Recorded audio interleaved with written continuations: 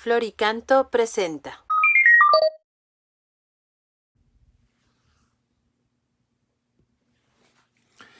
Hola, ¿qué tal amigos y amigas que nos escuchan a través de redes sociales? Soy el padre Javier Hernández Raigosa, párroco de Nuestra Señora del Carmen en la colonia Urdiales en Monterrey, Nuevo León, México.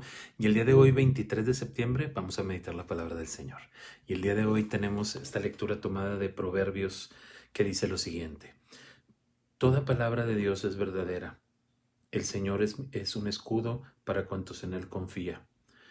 No alteres para nada sus palabras, no sea que te reprenda y resultes mentiroso. Dos cosas te pido, Señor. Antes de morir, no me las niegues. Líbrame de la falsedad y de la mentira. No me des pobreza ni riqueza. Dame tan solo lo necesario para vivir. No sea que la abundancia me aparte de ti y me haga olvidarte. No sea que la pobreza me obligue a robar y me lleve a ofenderte. Palabra de Dios. Te alabamos, Señor. Al Salmo 118 respondemos, Condúceme, Señor, por tu camino. Apártame de los caminos falsos y dame la gracia de cumplir tu voluntad. Para mí valen más tus enseñanzas que miles de monedas de oro y de plata. Condúceme, Señor, por tu camino. Tu palabra, Señor, es eterna, más estable que el cielo. Aparto mi pie de toda senda mala para cumplir tus palabras. Condúceme, Señor, por tu camino. Medito tus decretos y odio el camino de la mentira. Detesto y aborrezco la mentira y amo tu voluntad. Condúceme, Señor, por tu camino. Y del Evangelio según San Lucas escuchamos. En aquel tiempo Jesús reunió a los 12 y les dio poder y autoridad para expulsar toda clase de demonios y para curar enfermedades. Luego los envió a predicar el reino de Dios y a curar a los enfermos. Y les dijo, no lleven nada por el camino, ni bastón, ni morral, ni comida, ni dinero, ni dos túnicas. Quédense en la casa donde se alojen, hasta que se vayan de aquel sitio. Y si en algún pueblo no los reciben, salgan de ahí y sacúdanse el polvo de los pies en señal de acusación. Ellos se pusieron en camino y fueron de pueblo en pueblo, predicando el Evangelio y curando en todas partes. Palabra del Señor. Gloria a ti, Señor Jesús. Muy bien, pues el día de hoy vamos a meditar varias cosas. De la primera lectura volvemos al libro de los Proverbios y hay pues algunas cosas interesantes. Es como una súplica, si se fijaron es una súplica que sale o brota del corazón del hombre y creo que nosotros todos hemos tenido esta como súplica interna hacia el Señor. Lo primero que me llama la atención es que nos pide el Señor que sus palabras no las alteremos, ¿verdad? Que busquemos no ser fieles a su palabra, fieles a lo que Él nos ha pedido, para luego no ser mentirosos. Entonces hay que ser precavidos, ¿verdad? No transgiversar la palabra del Señor, aunque a veces duela, aunque a veces sea muy difícil de llevar a cabo, es preferible eso a luego andar como minimizando la palabra del Señor o confundiendo a los demás. Promoviendo doctrinas que no van de acuerdo a la doctrina de Jesucristo. Entonces, por ahí hay una idea interesante para meditar.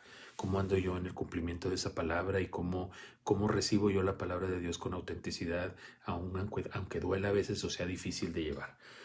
Y luego viene esta súplica que hace esta persona que clama a Dios, donde dice, antes de morir, no me niegues estas dos cosas. La primera, líbrame de la falsedad y de la mentira.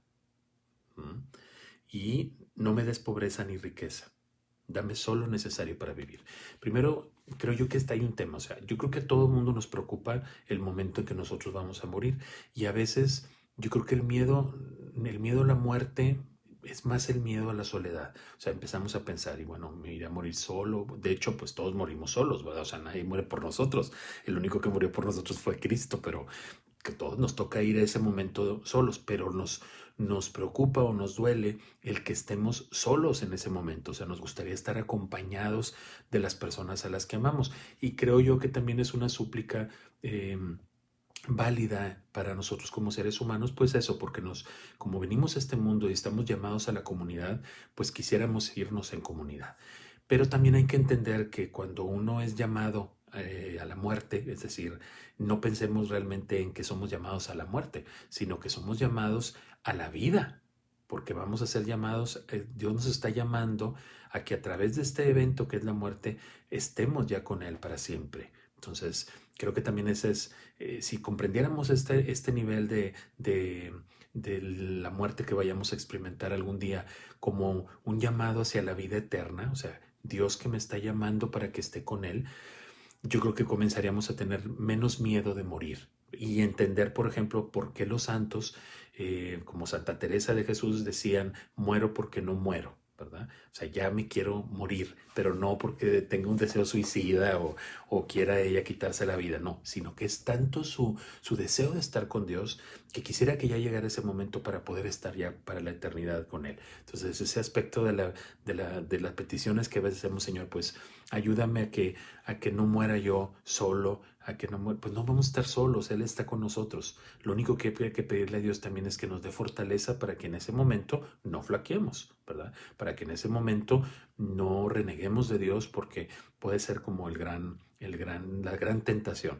Recuerdo en uno de los santos, Santa Faustina, que ella en sus diálogos con Jesús decía que el momento más importante para el ser humano es cuando está muriendo, porque ahí es cuando el demonio está más cerca para desesperarnos, para meternos dudas, para meternos miedo de ese momento. Y que nosotros debemos de abrazar más el corazón de Cristo, que es misericordia, que es perdón, y pedirle que nos ayude a pasar ese momento, pues, como verdaderos hijos de Dios. Entonces, ojalá podamos meditar sobre ese aspecto. Y luego, pues, fíjense cómo pide una cosa que es interesante: no me des pobreza ni riqueza, porque si soy demasiado rico, me voy a alejar de ti, o sea, no me voy a preocupar ya de ti, pero también si soy demasiado pobre, pues a lo mejor voy a llegar a robar y a ofenderte. Entonces, qué interesante está este tema de decir, bueno, Señor, no me des pobreza ni riqueza, o sea, dame solamente lo necesario para vivir. Y ese tiene que ser nuestro clamor: Señor, ayúdame, dame el pan nuestro de cada día, ¿verdad? Que por supuesto que obvio tenemos que trabajar y podemos tratar de buscar o tener lo mejor que podamos, porque estamos llamados a esta vida a tener cosas y vivir la vida pues felices, ¿verdad? Y tener una casa, tener un buen empleo, un carro, posesiones, o sea, está bien, pero que esas posesiones, esas cosas que tenemos, no nos impidan llegar a Dios, que eso es lo más importante. Estamos llamados a ser felices. Y entonces por ahí dejar esta meditación de decir, bueno, vamos a pensar qué le quisiéramos, cuáles son mis ruegos con el Señor, ¿verdad? ¿Qué me gustaría pedirle a Dios en mi vida, ¿verdad? Y yo creo que estas dos peticiones que el hombre del proverbio dice, ¿verdad? El escritor, pues nos pueden servir para meditar. Y luego en el Evangelio, pues vemos esta llamada de Jesús a sus discípulos, a estos apóstoles, para que aprendan a confiar en Él y que entiendan que ellos han sido llamados a anunciar el Evangelio, a predicar la buena nueva, a predicar la misericordia del Señor. ¿Y cómo podríamos aplicar eso en nuestra vida? Pues yo creo que desde la vocación en la cual hemos sido llamados. Es decir, si yo he sido llamado a la vida religiosa, pues desde esa óptica, desde esta vocación, tengo que predicar el Evangelio, ¿sí? Y tengo que predicar también la misericordia de Dios, el perdón, etcétera. Y si yo soy un padre, una madre de familia, desde esa realidad voy a predicar el Evangelio, voy a predicar la misericordia, el perdón, que mis hijos aprendan a ser misericordiosos, que aprendan a compartir, a ver las necesidades de los demás, a consolar a las personas que sufren.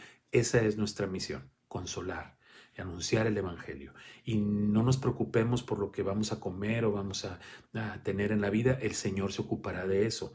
Por eso le dice, no lleven dinero, no lleven nada. O sea, ustedes van a poder salir adelante con la acción del Espíritu Santo. Por supuesto que entendemos que pues hay que trabajar, hay que tener en la vida un trabajo, porque si no, pues no, ¿verdad? No me refiero bueno, vamos a predicar y entonces ya no trabajamos, no, al contrario, hay que trabajar, hay que esforzarnos, etcétera, pero sin dejar de contemplar a los demás, ¿verdad? Que yo creo que si se fijan, en estos días hemos ido hablando de la importancia de sentirnos pertenecientes a la iglesia, de sentirnos todos hermanos y de estar abiertos a las necesidades de los demás.